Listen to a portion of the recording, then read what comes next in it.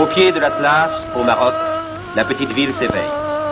L'aube illumine la mosquée où entre le premier fidèle.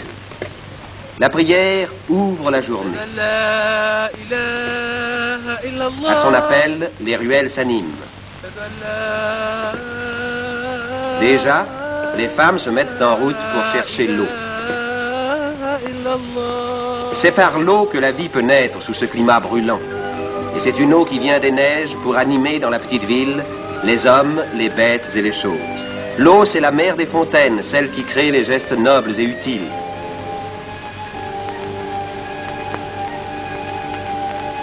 C'est aussi l'eau qui va arroser les souks sous leurs claies de roseaux, où s'ouvrent déjà les boutiques étroites dans lesquelles l'on vend les épices et les cuirs brodés. L'eau qui rafraîchit le patio que traverse si sagement l'enfant en route pour l'école, car la vie du matin réveille les écoles. Tout un petit peuple sérieux se met en marche vers la classe.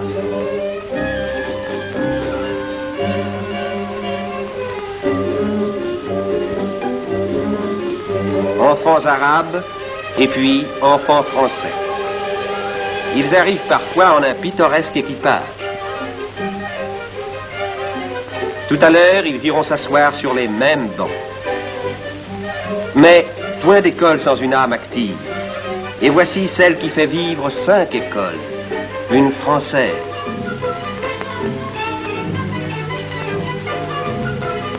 Son exacte sollicitude prend soin de tous.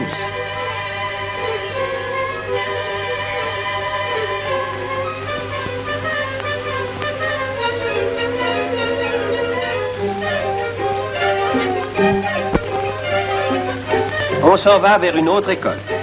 Une main maternelle emmène la fillette vers la classe.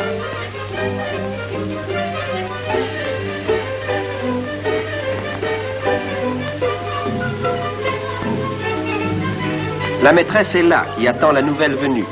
Une Française aussi, toute jeune, heureuse d'avoir cette pittoresque et docile famille. Défilé calme et travail sérieux.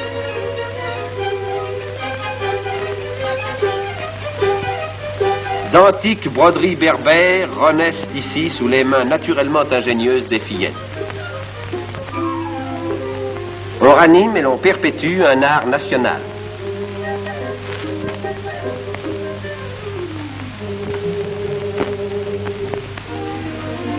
Et ces écoles ne sont pas moroses, on y chante aussi. Qui chante aime la vie, et qui aime la vie aime l'action.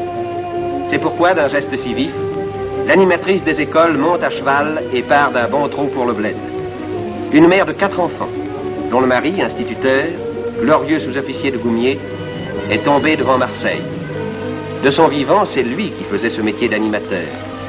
En vraie Française, elle a pris la noble tâche. Elle continue l'œuvre.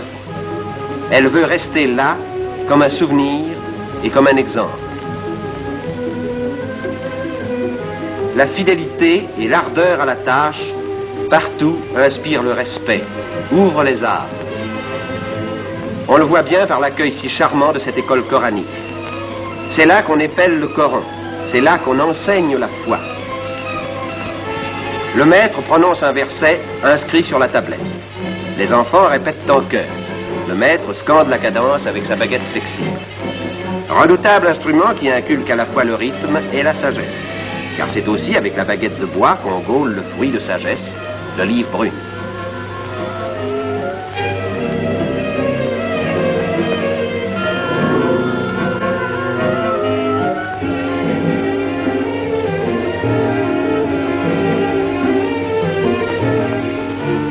Ici fonctionne encore la meule antique. La lourde pierre roule et broie l'olive lentement, d'où coule l'huile grasse, aliment précieux. Les procédés du bon vieux temps n'excluent pas la vie moderne. Comme tous les bons Marocains, ces blédards aiment les voyages. Le car arrive, il brinque-balle avec ses voyageurs en grappe qu'il secoue sans ménagement. Il vient de loin, tout poussiéreux.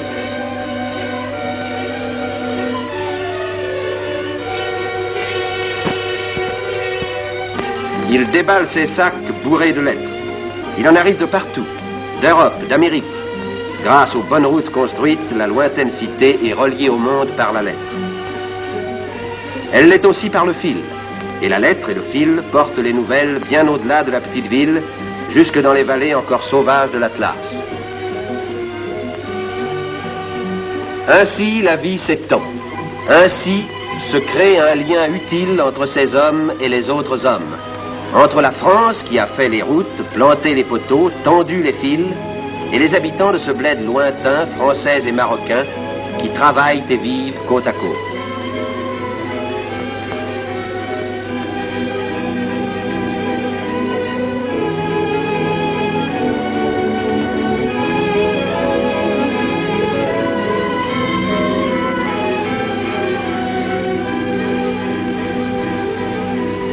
De ces travaux et de ces vies associées, voici le point vital, le centre symbolique, la belle demeure moderne avec son parc et ses bureaux. Maison de France en pays marocain, celle du contrôleur civil, où l'administration de plusieurs milliers de haut, elle veille sur elle.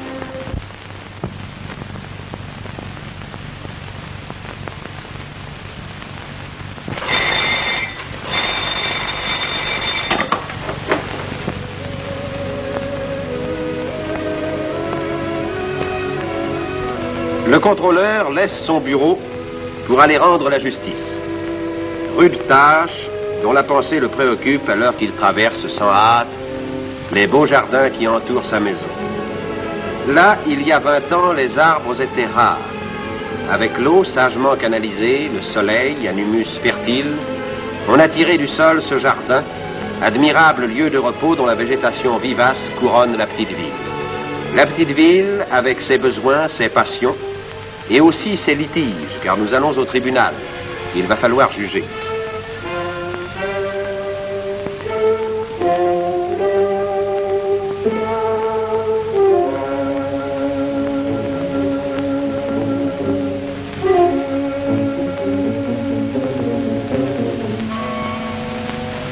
Ce tribunal, on l'appelle le Mejlis. Le contrôleur et le pacha y siègent de compagnie. Voici l'accusé, la mine basse.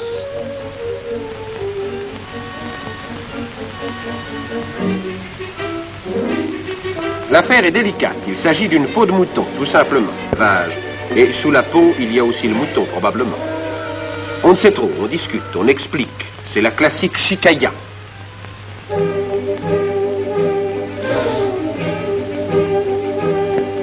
Le pacha et le contrôleur, qui s'y connaissent, écoutent, froncent le sourcil, se font une opinion.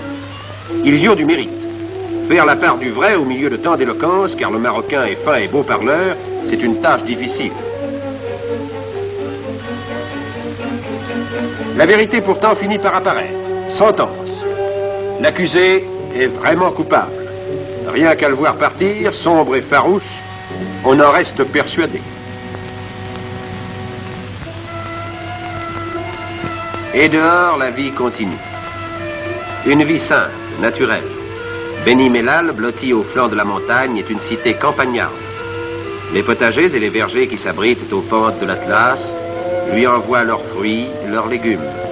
L'oignon succulent, la fève grasse, la tomate juteuse, le piment rouge, et le citron et la grenade, fraîchement cueillis du matin au milieu des feuillages humides. Toute la montagne descend, la montagne pastorale où pâturent d'immenses troupeaux de moutons.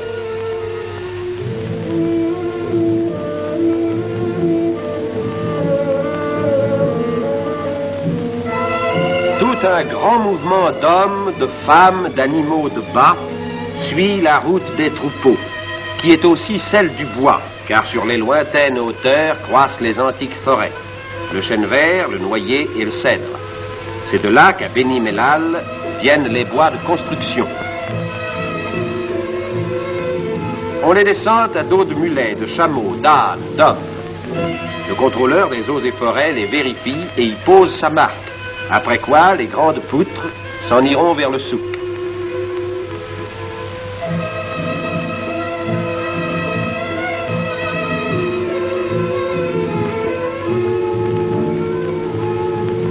Dressés en cercle, Ne dirait-on pas un rassemblement primitif de guerriers en palabres? Mais aujourd'hui, le pays est très pacifique.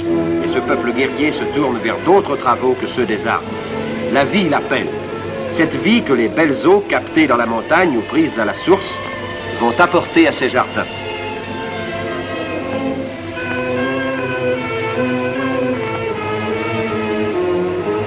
Mais pour les amener, ces eaux, et pour fertiliser la terre, de longs travaux sont nécessaires sur un sol ingrat où pourtant l'horizon est beau. À ces travaux, la présence des chefs, le pacha et le contrôleur, est chaque jour indispensable. Il faut diriger, conseiller, exiger, être la pensée vigilante, incarner une foi et un espoir. Les hommes passent et s'éloignent. La pensée reste.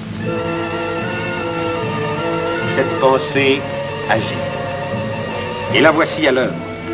Là où circule encore la charrue primitive attelée d'un cheval et d'un chameau, vient de surgir le tracteur à chenilles, le char de combat des labours, puissant défricheur de ces landes incultes où demain va pousser le blé nourricier.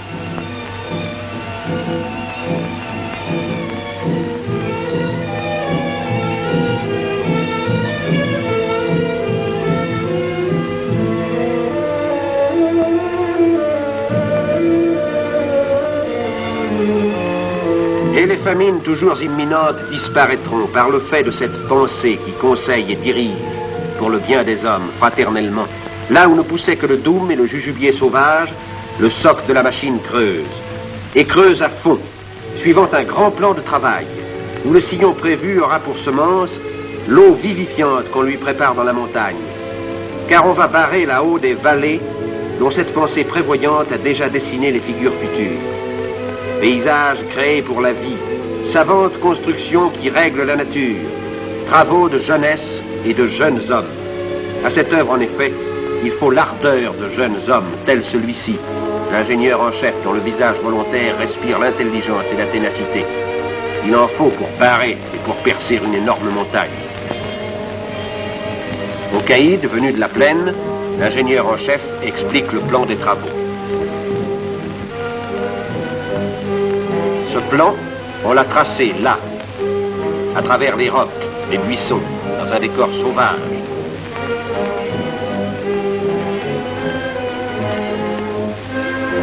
Mais la sauvagerie cédera à l'idée. La pelle, le pic et la mine auront raison d'une nature hostile et jusqu'à ce jour indomptée. Cette nature, on la vaincra, mais non sans peine, à force de bras, de temps et de patience, par le savoir et par l'effort.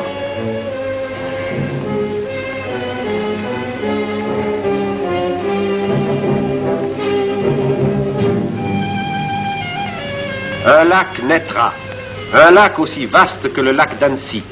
Il naîtra, enfanté par le geste ancestral des hommes, le geste bâtisseur du sédentaire, comme du pasteur qui dresse sa tente dans les solitudes, la tente noire des tribus pastorales qui nomadisent sur les hauts plateaux.